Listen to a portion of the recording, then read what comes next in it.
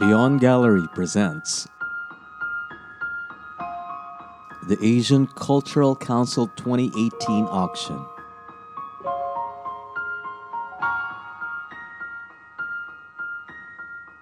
This kind of sofa is what is locally known as a Mariposa, after the Spanish name for a butterfly because of its shape, like a butterfly on flight, no?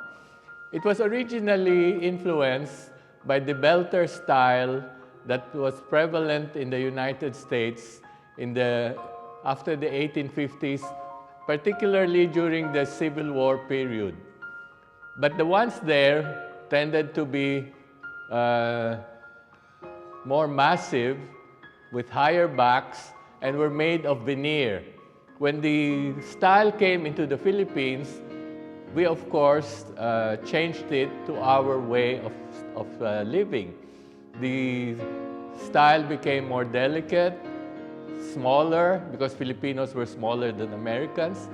And instead of the horsehair upholstery that you find abroad, or sometimes velvet, here we use rattan caning.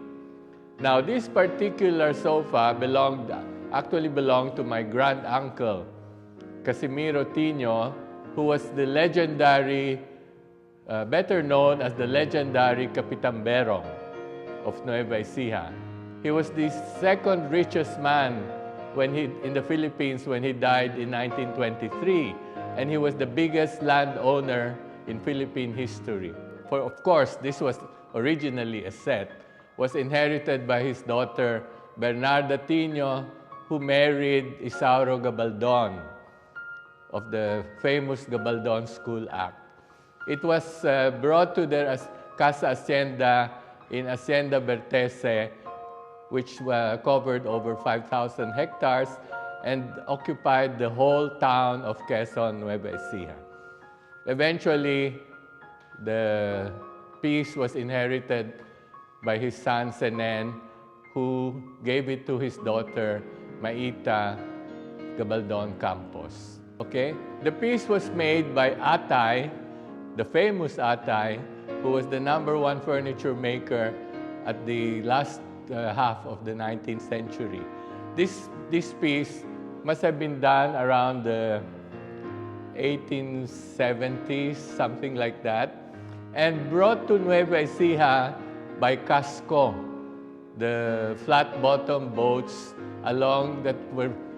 that sailed, they didn't sail, they were pulled up the Pampanga River, and then along to Cabanatuan, where they were unloaded in what is now called the barrio of Talipapa, because all the boats at that time would stop there to unload their cargoes from Manila, sometimes furniture, even Santos in Virinas, and all luxury items, as well as trade goods.